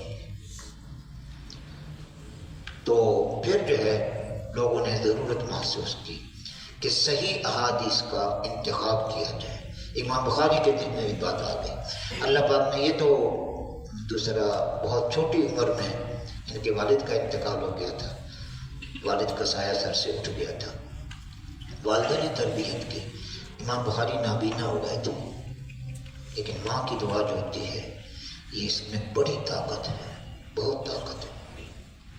اپنی والدہ کی دعائیں لیا کریں، والدہ کی خدمت کریں۔ اگر اپنے علم کے اندر برکت لانی ہے، علم سے فائدہ اٹھانا ہے، تو اس کے لیے ماں ہے، والدہ دونوں ہیں، ماں بھی باپ بھی۔ لیکن ماں جو ہے اس کے قدموں کے نیچے جنت ہے، پڑھا ہوا ہے آپ نے۔ جتنی خدمت کریں گے آپ، ماں باپ کی خدمت کرنے والا کبھی مالی طور پر محروم نہیں ہوتا، وہ پریشان نہیں ہوگا، اور اساتذہ کی خدمت کرنے والا کبھی علم سے محروم نہیں ہوتا۔ یہ بات لکھ لیں آپ۔ اساتذہ کی خدمت کرنے والا جو ہے وہ کبھی علم سے محروم نہیں ہوگا، اللہ تعالیٰ اس سے علمی کام ضرور لے گا۔ اس میں آپ سوانح پڑھیں لوگوں کی، ہمارے اسلاف کی سوانح پڑھیں تو آپ کے سامنے آ جائے گا۔ تو دوسری صدی کا یہ ٹھیک ہے۔ اس کے بعد صحیح بخاری جو ہے، اس کے اندر امام بخاری نے صحیح احادیث کو جمع کرنے کا التزام کیا ہے۔ تو آپ نے سنتے رہتے ہیں، پڑھتے رہتے ہیں امام بخاری نے کس قدر اہتمام کیا کہ پہلے 2 رکعت پڑھ کر 4 رکعت استخارہ کرتے تھے۔ استخارہ کرنے کے بعد جب شرح صدر ہوتا تھا تو پھر اس کی حدیث کو جو ہے وہ درج کر دیتے تھے۔ تقریباً جو ہے 16 سال کے عرصہ میں امام بخاری نے اپنی اس کتاب کو مرتب کیا، اور اس میں ان کے سامنے مقصد یہ تھا کہ یا تو فقہ البخاری فی تراجمہ، ترجمۃ الباب جو قائم کیا ہے اس سے وہ ثابت کرنا چاہتے ہیں جو اس کے تحت حدیث لے کر آتے ہیں کہ اس حدیث سے جو ہے یہ بات معلوم ہو گئی۔ جس طرح آخری حدیث جو ہے وہ پڑھتے ہیں وزن اعمال کی، تو اس میں پھر انہوں نے وہی ذکر کیا، کلمتان حبیبتان الی الرحمن والی حدیث جو ہے۔ تو اس لیے دوسری صدی کی گویا کہ ابتدا ہے، اور یہی دور امام ابو حنیفہ کا ہے۔ 180 کے قریب ان کی ولادت ہوتی ہے اور 150 میں ان کا انتقال ہوتا ہے۔ امام بخاری کا انتقال 256 میں ہے، ایک ساتھ ہے۔ یہ دور وہ تھا کہ جس میں ان کا مشغلہ حدیث کے ساتھ جو ہے وہ زیادہ رہا، صحیح احادیث جو ہے وہ آج ہے۔ المختصر من امور رسول اللہ صلی اللہ علیہ وسلم و سننہ و ایامہ، آپ صلی اللہ علیہ وسلم کی ساری باتیں جو ہیں وہ اس کے اندر آ جائیں، وہ کتاب میں نے مرتب کی ہے۔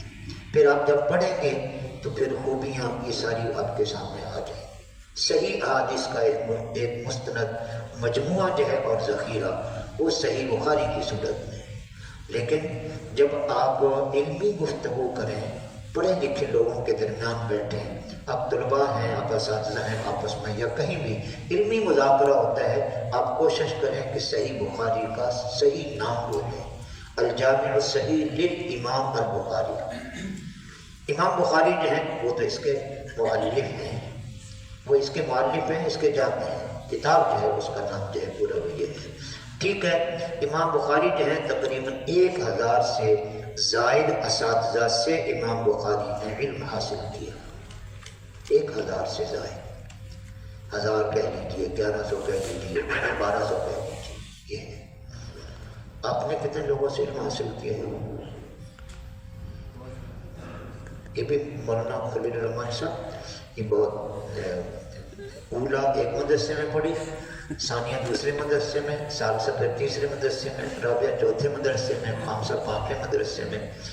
پھر اس کے بعد جب یہ اپنی سوانح لکھیں گے علامہ تنتظانی کی طرح، میں کسب علم کے لیے کہاں کہاں نہیں گیا، تو آپ کے اساتذہ اور آپ کے شیوخ میں جو ہے وہ کیا ہو جائے گا، اضافہ ہو جائے گا۔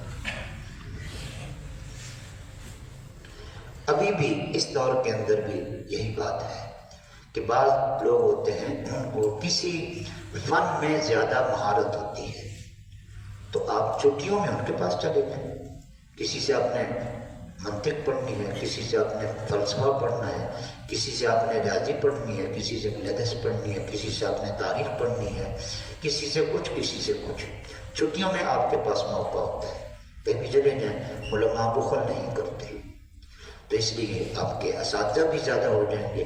میں نے فلاں سے جو ہے یہ چیز پڑھی تھی، ہمارے استاد تھے جامعہ رشیدیہ میں، ان کو میراث میں بہت مہارت تھی، میراث میں۔ اب سوال بولتے جائیں، ایک آدمی کا انتقال ہو گیا، اس نے اتنے بیٹے، اتنی بیٹیاں، بیوی اور یہ وغیرہ وغیرہ، تو ساتھ کے ساتھ ہی آپ کو بتا دیں گے کہ مسئلہ جو ہے وہ 12 سے گیا، 24 سے گیا، کتنے سے گیا ہے، لکھنے کی ضرورت ان کو نہیں پیش آتی تھی، اتنی دوسروں کو مہارت ہو گئی تھی۔ ساتھ میں ایک لطیفہ سنا کر، علمی لطیفہ، پھر ہم آگے چلتے ہیں صحیح مسلم کی طرف۔ ایک طالب علم تھا، بخاری اس کا نام تھا، لقب اس کا، تو نعیم الحسن کا ایسا کوئی نام تھا، ایک وہاں کے مدرسے کے استاد تھے، حفظ میں پڑھاتے تھے، ان کا وہ صاحبزادہ تھا، لیکن سیاسی مزاج تھا اس کا، ادھر جانا ادھر جانا، جلسوں میں جانا، یہ وہ پروپیگنڈا کرنا، یہ وہ، پڑھائی میں کوئی اچھے نمبر نہیں آتے تھے۔ اس نے میراث 2 سال پڑھی، خامسہ میں بھی اور رابعہ میں بھی۔ رابعہ میں پڑھا دیتے تھے، دوسرا سراجی۔ تو استادوں کا طریقہ ہمارے یہ تھا کہ شروع سال میں سراجی پڑھا دیتے تھے، پھر پورا سال مشق کرواتے تھے، پورا سال مشق ہوتا، روزانہ 3 سوال لکھوا دیتے تھے، اور طالب علم پابند ہوتے تھے، وہیں طالب علم رہتے تھے مدرسے میں، مقیم ہوتے تھے کہ 24 گھنٹے میں آپ نے یہ سوال حل کر کے استاد کو دکھانے۔ تو ہم مسجد میں نماز پڑھنے جاتے تھے، استاد بھی نماز پڑھنے آتے تھے، تو وہ کاپی سامنے کی، استاد جی میں نے یہ سوال حل کر لیا ہے، ایک نظر دیکھی، صحیح ہے تو اس پہ سواد لکھ دیا کہ صحیح ہے، اور اگر سوال اس کا صحیح نہیں ہوتا تھا تو کتا خبیث بدماش، غلط ہے۔ یہ 3 لفظ بغیر عطف کے بولتے تھے، بہت اچھے لگتے تھے ان کی زبان سے۔ آج اگر کسی کو یہ بول دو تو گھر سے جو ہے 20 فون آ جائیں گے، ہمارے بیٹے کو ایسا بولتی ہے۔ تو وہ تشبیہ من کل الوجوہ نہیں ہوتی، من بعض الوجوہ ہوتی ہے۔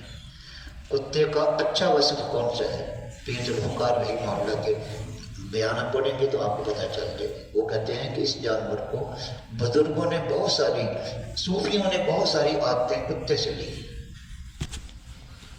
وفاداری ایک مشہور وصف ہے اس کا، وفادار ہوتا ہے۔ تو بہرحال وہ استادوں کا مزاج یہ تھا، وہی بولتے تھے ایسے، کتا خبیث بدماش۔ تو اگر صحیح ہوا تو صحیح کر دیا۔ اس طالب علم کو جو ہے وہ نئی مسلم بخاری جو تھا، اس کو بخاری کتا خبیث بدماش ادھر، اس کو بلایا، کہنے لگے اس نے 2 سال سراجی کی مشق کی، لمبے لمبے سوال دے دیتے تھے استاد، مناسخہ کے، رد کے، اول کے، یہ سارے وہ کر کے لے آتا تھا، اور بھی طالب علم تھے۔ 2 سال کے بعد جو ہے اس کو بلایا، کہنے لگے آج میں تمہیں سند دیتا ہوں، انت امام فی المیراث، میراث میں تم امام ہو، میراث میں تم امام ہو، اس بات کی سند ہے۔ دوسری سند یہ ہے کہ میراث کے تم امام، باقی تمہیں کچھ نہیں آتا۔ دو سندیں ایک ساتھ ہیں۔ میراث کے بارے میں مجھے تمہارے پر اتنا اعتماد ہو گیا ہے کہ انشاءاللہ کوئی بھی مشکل سے مشکل مسئلہ آپ کے پاس آ جائے گا، آپ اس کو چٹکیوں میں حل کر لیں گے۔ اس لیے پھر فرماتے تھے کہ باقی تمہیں کچھ نہیں آتا، آدھا عالم بننے کی شہادت ہے۔ اس لیے کہ میراث کو حدیث کے اندر نصف علم کہا گیا ہے۔ تو جب تم میراث میں ماہر ہو تو اس کا مطلب ہے کہ تم آدھے عالم تو ہو نہ پکے ٹھکے، 50 فی میراث۔ تو یہ کیا ہے؟ اپنے ماہر اساتذہ سے علم حاصل کرنے کی کوشش کی جائے، اور اس کے بعد کوشش کریں کہ ہم بھی اس میں مہارت حاصل کریں۔ آپ جب فارغ ہوں، اب آپ مجتہد کے بننے کے قریب پہنچ چکے ہیں۔ ہر طالب علم سال میں 3 دفعہ مجتہد بنتا ہے، سماعی امتحان میں، ششماہی میں اور سالانہ میں۔ کیوں ہوتا ہے؟ اگر آ جاتا ہے سوال مثال کے طور پر کہ صحیح بخاری کی خصوصیات کیا ہے، مجھے یقین ہے کہ آپ 5-10 لکھ کر آئیں گے، صحیح ہوگا تو اس سے بحث نہیں ہے، لیکن آپ لکھ کر آئیں گے، اجتہاد کریں گے کہ ہم نے یہ سنا تھا، ہم نے یہ پڑھا تھا اور یہ تھا فلاں تھا۔ تو اصل علم، اب آپ بالغ ہیں علمی طور پر، جسمانی طور پر جس طرح بالغ ہیں، ذہنی طور پر بھی آپ بالغ ہیں، عاقل ہیں ماشاءاللہ۔ آپ کوشش کریں کہ آپ کا علم خود اپنی محنت کا نتیجہ ہو۔ ہم اساتذہ جو ہیں وہ تو آپ کی رہنمائی کریں گے، آپ کو راستہ بتائیں گے، لیکن جو آدمی محنت کر کے ٹھوکریں کھا کھا کر جو ہے کسی چیز کو حاصل کرتا ہے، وہ چیز مضبوط ہوتی ہے۔ علامہ ذہبی کی ایک کتاب ہے، تو اس میں امام ابو یوسف کا تذکرہ میں نے دیکھنا تھا، میرا ایک مقالہ تھا تخصص میں۔ مولانا عبدالرشید نعمانی رحمۃ اللہ علیہ فرمانے لگے کہ وہ اس کتاب میں جا کر دیکھو۔ میں نے دیکھا، مجھے تو 18-20 جلدیں ہیں اس کی، کتب خانے میں رکھا ہوا، میں دیکھتا کہ پریشان ہو کے واپس آ گیا۔ میں نے کہا حضرت استاد جی، وہ تو اس میں تو کوئی تذکرہ مل ہی نہیں رہا، امام ابو یوسف کو بہت میں نے تلاش کیا ہے۔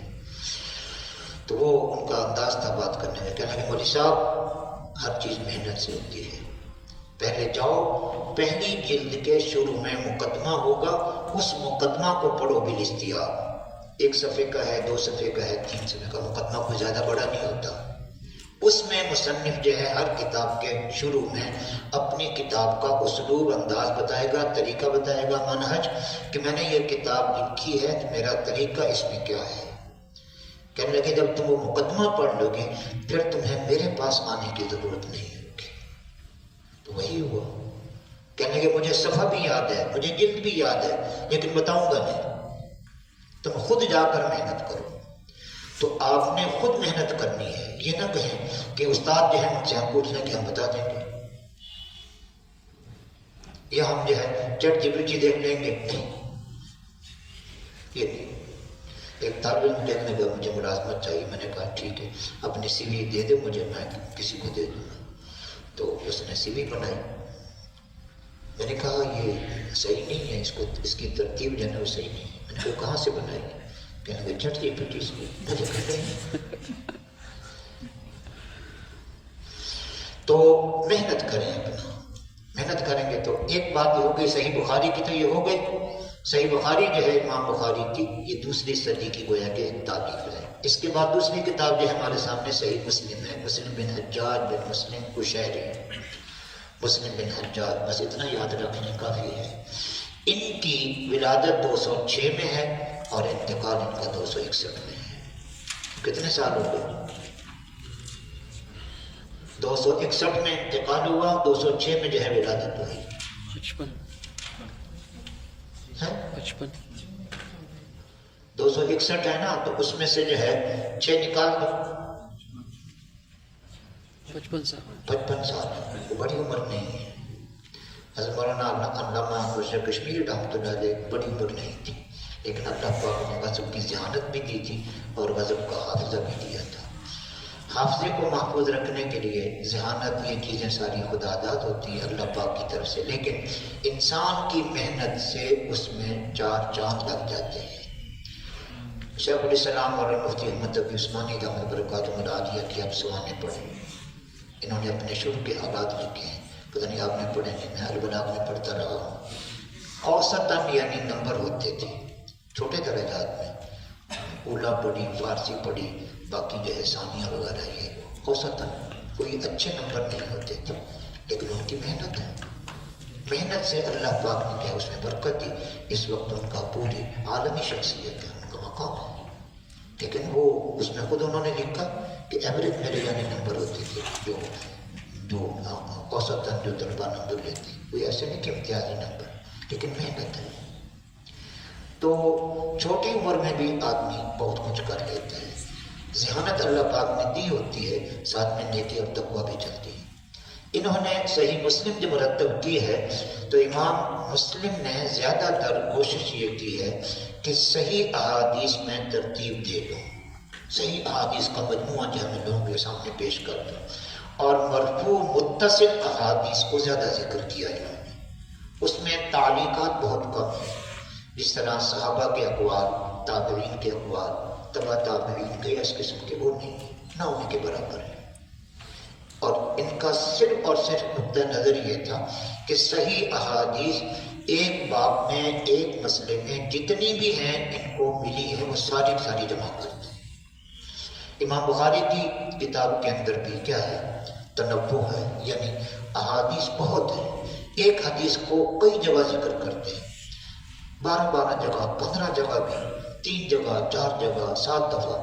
اس لیے کہ ان کا مقصد جو ہے، اس سے مسئلہ جو ہے وہ کون سا مستنبط ہوتا ہے، یہ ہے اپنے اس فقاہت کا اظہار ہے کہ اللہ پاک نے اپنے نبی کی اس حدیث سے جو ہے یہ مسئلہ ہمارے لیے مستنبط کر کے دکھا دیا. لیکن امام مسلم جو ہے ان کے سامنے یہ چیز نہیں. ان کے سامنے یہ ہے کہ جتنی بھی احادیث صحیح مرفوع متصل مجھے مل جائیں میں اپنی کتاب کے اندر جمع کر دوں. وہ جمع کر دی انہوں نے. اس لیے تعلیقات کر دیں. دوسری چیز جو ہے صحیح مسلم کے اندر، وہ جب آپ پڑھیں گے مقدمہ مسلم ہے، مشکل ہے، اس کے اندر جو ہے وہ اصول حدیث ہے. حدیث کو ہم کس طرح پرکھیں گے، کس طرح جانچیں گے، راوی کے بارے میں کیا اصول ہے، راوی کس طرح ہونا چاہیے، جرح تعدیل، کون سا راوی ضعیف ہے، کون سا، یہ ساری چیزیں مقدمہ کے اندر. اس لیے مقدمہ مسلم جو ہے وہ مشکل ہے. اس کو بغیر نظر دیکھیں، پڑھیں. جو بات سمجھ میں نہیں آتی پھر وہ استاد سے رہنمائی لیں، اور جب استاد پڑھائے تو اس وقت جو ہے توجہ سے سنیں، اس کو توجہ سے پڑھیں. ابھی آپ نے پڑھنی ہے دوسرا کرنا اس لیے تو مسلم کا مقدمہ جو ہے وہ اس کی روح اور اس کی جان ہے.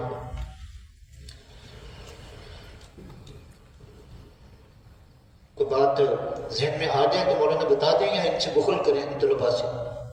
میرے خیال میں علم میں بخل تو نہیں کرنا چاہیے. ٹائم کیا ہو گیا، کتنا ٹائم ہو گیا؟ پونے ایک ہو گیا.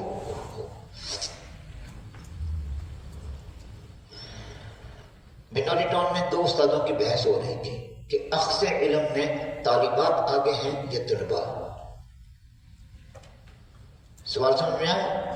دونوں کی بحث ہو رہی تھی کہ اخذ علم میں طلباء جو ہیں وہ زیادہ مستعد ہیں علم حاصل کرنے میں. اخذ کا مادہ ان کے اندر زیادہ ہے یا طالبات کے اندر؟ آپ کا خیال کیا ہے؟ آپ کے الرجال قوام، طلباء میں یا طالبات میں؟ جو کہتے ہیں طالبات میں وہ شادی شدہ ہوں گے. دونوں کی بحث ہو رہی تھی. خیر، وَلِكُلٍّ وِجْهَةٌ وَمُوَلِّيهَا، ہر ایک کے پاس اپنے دلائل تھے. كُلُّ حِزْبٍ بِمَا لَدَيْهِمْ فَرِحُونَ.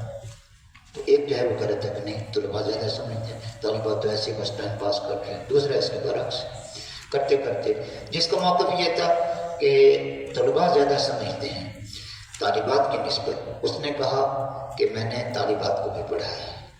میں نے ایک کتاب پڑھائی ان کو، پتہ نہیں کون سی کتاب کا نام لیا انہوں نے. میں نے وہ ایک مقام تھا، تھوڑا مشکل مقام تھا، میں نے طالبات کو سمجھایا. سمجھانے کے بعد میں نے ان سے کچھ سمجھ میں آ گئی. الحمدللہ فہمتن فعجبنا نعم یا استاذ. جواب دیا کہ جی استاد جی. میں نے کہا نہیں یہ مشکل مقام ہے، میں دوبارہ پڑھا دیتا ہوں۔ پھر میں نے دوبارہ پڑھایا، پھر میں نے پوچھا، وہی سوال کیا، جواب دیا کہ ٹھیک۔ میں نے 3 دفعہ جو ہے وہ پڑھایا، ان سے پوچھا، انہوں نے کہا جی ٹھیک ہے، وہ ساتھ بالکل سمجھ آ گیا۔ تو کہنے کے جھوٹ بول رہی تھی، ان کو سمجھ میں نہیں آیا تھا، جھوٹ بول رہی تھی مجھ سے۔ تو ان کو کیسے پتہ چلا کہ سمجھ میں نہیں آیا؟ کہنے کہ مجھے خود کو سمجھ میں نہیں آیا تو ان کو کون سے سمجھ میں آیا؟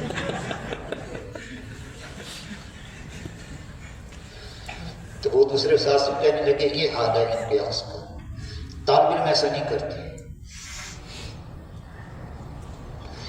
مولانا تابش صاحب یہاں پر ہیں، مولانا وسیم صاحب ہیں، مولانا زکریا صاحب ہیں، انہوں نے ان کو قافیہ پڑھایا تھا میں نے۔ ایک طالب علم تھا، وہ بال کی کھال اتارتا تھا، بال کی کھال جس کو اتارنا بولتے ہیں۔ قافیہ کا حاشیہ مولانا خلیل الرحمن صاحب جب تک حل نہیں ہوتا تھا آگے نہیں چلنے دیتا تھا۔ استاد جی حاشیے میں یہ لکھا ہوا ہے، فارسی کا حاشیہ ہوتا تھا، استاد جی اس کا مطلب مجھے سمجھ میں نہیں آیا۔ ایسے طالب علم چاہیے۔ قافیہ کا حاشیہ جو ہے وہ حل کرتا تھا پورا۔ ہمارے استاد نے سب میں سلم پڑھی تھی، سلم کی شرح ہے ضیاء النجوم، وہ ساری پڑھاتے تھے، ساری بالاستیعاب، ساری تقریر ان کی اسی سے ہوتی تھی، ضیاء النجوم سے۔ ابھی بھی ہے سلم، لیکن اب تو خیر اس کا مصداق ہو گیا، نہ رہے بانس نہ بجے ڈنسری، وہ بات ہے۔ سلم ہی نہیں رہی تو ضیاء النجوم کہاں سے آئے گی؟ اب نے سلم کو ہی نکال دیا اس سے۔ آپ خود پڑھ سکتے ہیں سلم جو ہے خود پڑھ لیں گے۔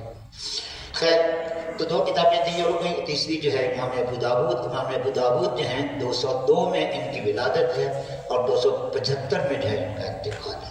یہ کون سی صدی کے آدمی ہوئے؟ یہ بھی ہے 202 تیسری صدی کے آدمی ہوئے، 202 سے 275 تیسری صدی کے آدمی ہوئے۔ امام بخاری امام مسلم جو ہے، امام مسلم کون سی صدی کے آدمی ہیں؟ وہ بھی تیسری صدی کے ہیں۔ امام بخاری جو ہے مقدم ہے، وہ 194 اور 256 دوسری صدی کے، یہ تیسری صدی کے ہیں۔ امام مسلم بھی اور سنن نبی داؤد بھی۔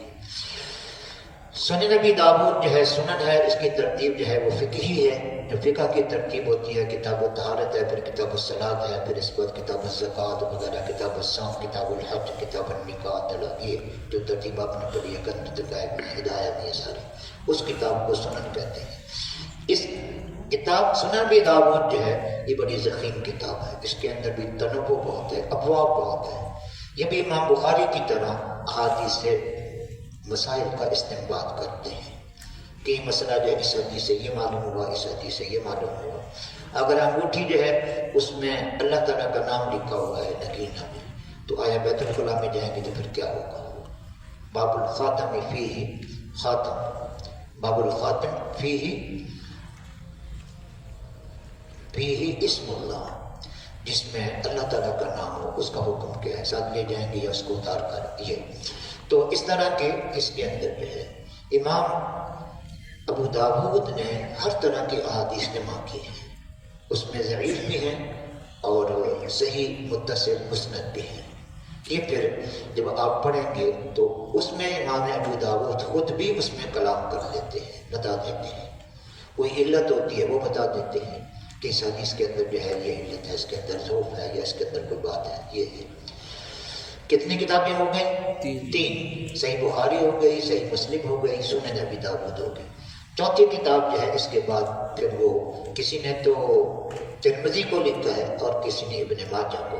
امام ترمذی جو ہیں 209 میں ان کی ولادت ہے اور 279 میں ان کی وفات ہے۔ یہ کون سی صدی کے آدمی ہوئے؟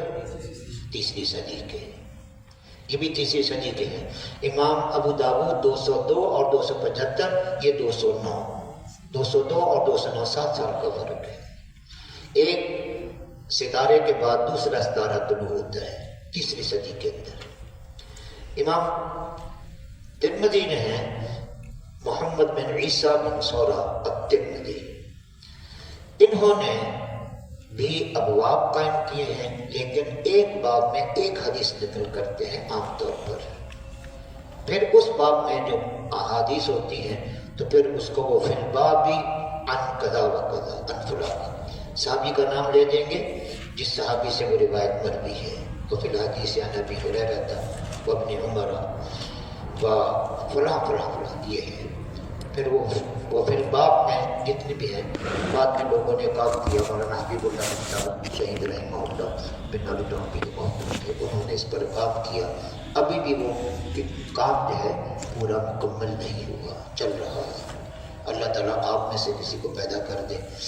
پیدا تو آپ ہو گئے ہیں، اس کے لیے تیار کر دیں کہ یہ کام آپ میں سے کوئی کر لے، اس کام کو مکمل کر لیا جائے.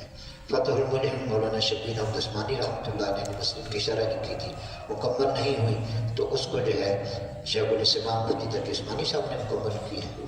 تکملہ فتح الملہم یہ ایک اسلاف کا طریقہ رہا ہے، زندگی نے ساتھ نہیں دیا، بعد میں آنے والے نے جو ہے آ کر اس کو مکمل کیا ہے. ابن ماجہ جو ہے اس کے بعد 5ویں حدیث کی کتاب جو ہے 209 اور 273. 209 میں ان کی ولادت ہے اور 273 میں. یہ کون سی صدی کے آدمی ہوئے؟ تیسری صدی کے. ابو عبداللہ محمد بن یزید بن عبداللہ بن ماجہ. ماجہ جو ہے اس کے بارے میں کئی اقوال ہیں. جامع قول جو ہے معتمد وہی ہے، ان کی والدہ کا نام ہے، بعض نے پردادا کا نام لکھا ہے، کسی نے دادا کا. تو ابو عبداللہ محمد ہے، محمد نام ہے ان کا. یہ ابن ماجہ جو ہے مستند احادیث کا مجموعہ ہے. اس میں فقہا کے جو مستدلات ہیں وہ روایتیں امام ابن ماجہ نے اپنی کتاب کے اندر جو ہے ان کو جمع کیا ہے. تقریباً 4000 روایات ہیں اور بڑے بڑے عنوان جو ہیں کتاب کے وہ 32 ہیں اور 1500 ابواب ہیں اس کے اندر. کتنی ہو گئی؟ 5. چھٹی اور آخری کتاب جو ہے وہ سنن نسائی ہے. یہ نسائی نہیں ہے، نون کے اوپر زبر ہے، فتح ہے، نون بھی اور سین بھی مفتوح ہے دونوں، نسائی. تو سنن نسائی جو ہیں ابو عبد الرحمن احمد بن شعیب نسائی، خراسان کا مشہور شہر ہے. اور امام ابن ماجہ نے ایک کتاب لکھی تھی، پھر اس کا اختصار کیا ابن سنی نے. اس کا نام جو ہے وہ یہ رکھا گیا المجتبی. تو اس کو اختصار کر کے تو پھر اس کا نام جو ابن ماجہ، یعنی ابن ماجہ کا یہ اپنا نام نہیں رکھا ہوا بلکہ اختصار کیا. بعض لوگوں نے لکھا ہے کہ امام ابن ماجہ کی حیات ہی میں ان کے شاگرد نے ان کے ساتھ اپنے استاد کے ساتھ مل کر کام کیا. جس طرح مختصر المعانی ہے. مختصر المعانی کس کا مختصر ہے بنا؟ مطول کا. اسد علامات افدازانی کی مطول تھی، پھر انہوں نے دیکھا کہ کتاب بڑی طویل ہو گئی، اس کو مختصر کیا جائے، پھر انہوں نے اختصار کیا، اس کا نام جو ہے مختصر رکھا ہے. تو یہ 6 کتابیں ہیں. امام ابن ماجہ جو ہیں 215 اور 303. کون سی صدی کے آدمی ہوئے؟ تیسری صدی کے. زیادہ تر یعنی محدثین امام بخاری کو چھوڑ کر یہ تیسری صدی کے ہیں. امام ابو حنیفہ جو ہیں، امام مالک یہ بھی پہلی صدی کا آخر اور دوسری صدی. امام مالک کو یہ شرف حاصل ہے، موطا امام مالک ہے. اسی طرح امام ابو حنیفہ کے شاگرد ہیں، ان کی کتابیں ہیں. امام ابو یوسف ہیں، امام محمد ہیں. اسی طرح امام شافعی 150 امام ابو حنیفہ کے انتقال کا سال ہے. ایک سورج جو ہے علم کا غروب ہو رہا ہے اور دوسرا طلوع ہو رہا ہے. امام شافعی کی ولادت 150 ہے. جو ہے منتی فقہ کی مشہور کتاب ہے. بہرحال تو یہ انشاءاللہ آپ پڑھیں گے. جب آپ خود پڑھیں گے، محنت کریں گے تو پھر آپ خود فیصلہ کریں گے. پھر خود آپ پوچھے گا آپ سے تو آپ بتائیں گے کہ ہم نے بخاری پڑھی ہے، بخاری کا طرز یہ ہے، اس سے استفادہ اس طرح ہو سکتا ہے، مسلم سے یوں، نسائی سے، ابن ماجہ سے، سنن ابی داؤد سے، سنن جامع ترمذی سے یہ ہے. اللہ تعالیٰ ہم سب کو عمل کے توفیق نصیب فرمائے.